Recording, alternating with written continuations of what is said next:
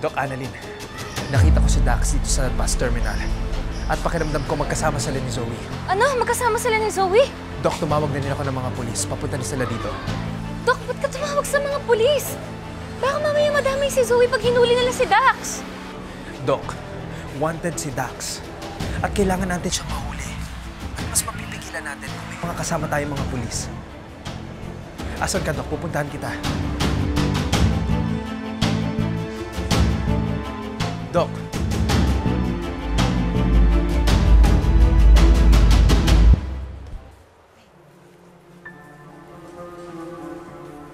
Neng, bili ka na ng itlog, oh. Sige na, masarap ito. Hindi na po, Nay. Okay lang po ako. Sige na, Neng. Para may benta ako. Hindi pa ako kumakain, eh. Eh, ba't hindi niyo na lang ho kainin yan? Ako, hindi pwede kasi may puhunan yan, eh. Sige na, Neng. Parang tulong mo na sa akin. Sige po, isa po. Ito yung bayad, oh. Keep the change po. Ay, salamat. May dinadala ka, no? Buntis ka?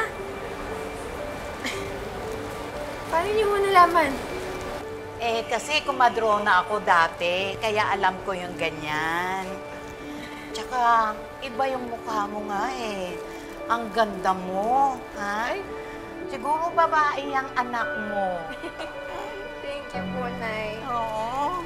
Sige na nga, kukunin ko na lahat yan. Ay, talaga ba, anak?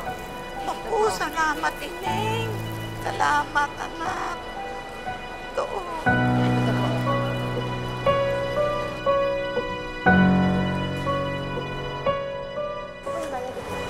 Salamat, Salamat po.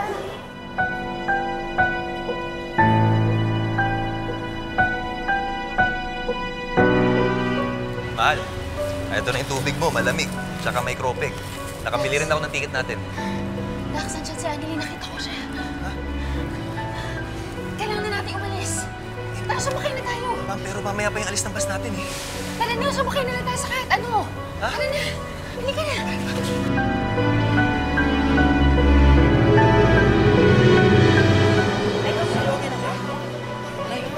Nay! Nay! Nay! Nay! Nay! Tulong! Tulong po! Nay! Tulong! Tulong po! Sandali!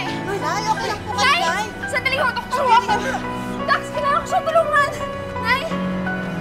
Nay! Nay! Nay!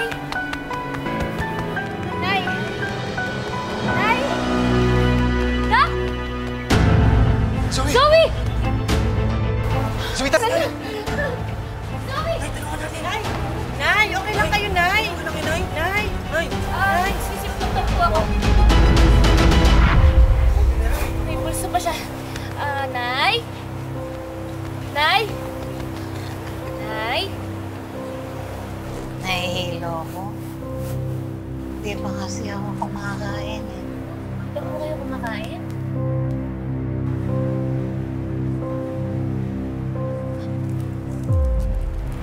Nay? Kainin niyo po tong candy. Baka po kasi nahimatay po kayo kasi di pa po kayo kumakain. Baka bumaba po yung sugar ninyo. Kainin niyo po yan, ha? Tapos dalhin niyo po siya sa pinakamalapit na ospital. Kayo na po bahala kay nanay. Sige po, nanay. Uy, tulong kayo kami! Dadalhin namin kayo sa ospital! Uy! Halika! Halika! I'm not going anywhere. Bitawan mo ako! Mag-usap muna tayo. Magkano? Anong magkano? Magkano ang kailangan mo para tumahimik ka? Uwe, seryoso? Name your price. 1 milyon kaya mo?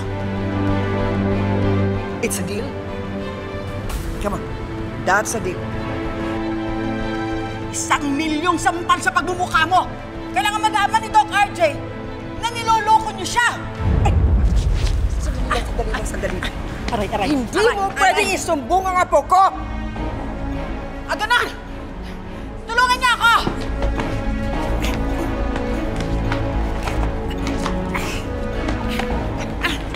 Chang! Teka lang ho, tama na ho yan! Ano nangyari dito? Tama na! Chang! Ano nangyayari dito? Lynette! Si Zoe! Si Dax at si Zoe! Ano nangyayari? Doc RJ, si Dax at si Zoe may relasyon. At si Dax ang tunay na ama nung dinadala ni Zoe. Ano dyan?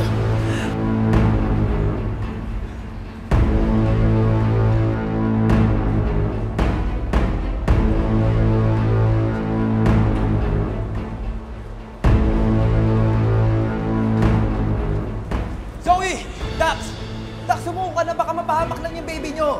Doc Lindon, huwag ka na makialam, baka madami ka pa. Pwede ba hayaan mo na lang kami? Dax, let's go! Zoe! Dax! Ano ba? Dax! Dax! Dito, tama na! Tama na! Dax! Dax, tama na! Tara na! Hindi totoo yan. She's just making up stories. Chang, paano niyo ba nalaman? Eh di, sa bunga nga din ng matandang yan. Narinig ko kausap niya kanina si Dr. Sifra. At inamin ni Dr. Sifra na hindi naman siya ang tunay na ama. Pero pangangatawanan niya yung tiyan ni Zoe. Ano? Totoo ba ang sinasabi ni Chang Susan? Is this true? Okay, fine. Oh, totoo. Nung una, nahirapan din akong maniwala. That's why I tried to hide the truth. Mas madaling tanggapin na nabuntis si Zoe ng isang babaerong doktor kaysa isang hampas lupa na kriminal. But at least, gumagawa ko ng paraan para maprotektahan ko yung reputasyon ni Zoe. Eh ikaw, may ginawa ka ba?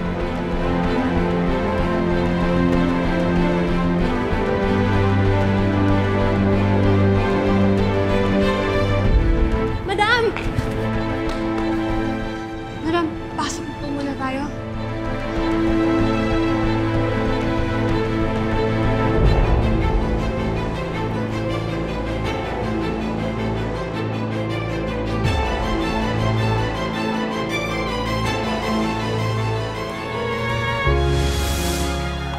Takanay! Sumuko ka na! Zoe! Zoe! Doc! Doc! Dax! Adeline! Sir! Adeline! Dax, please, sumuko ka na! Kung hindi para sa sarili mo, para sa baby na lang natin, sige na! Pag sumuko ako, makukulong ako. She's protecting him from the police! She could get killed! Gawin mo na pinapagawa ko sa'yo. Nagkakagulo na. Tapusin mo na yan. Hindi pwedeng mabuhay ang tao na yan. Ako nang bahala dito. Ang selfish mo kasi, Dax! Sarili mo lang iniisip mo! Ginagawa ko to para kay Zoe sa anak ko! Dax! Kailangan mo ba talagang gawin to? Mahal, wala na ibang paraan eh. Ito na lang.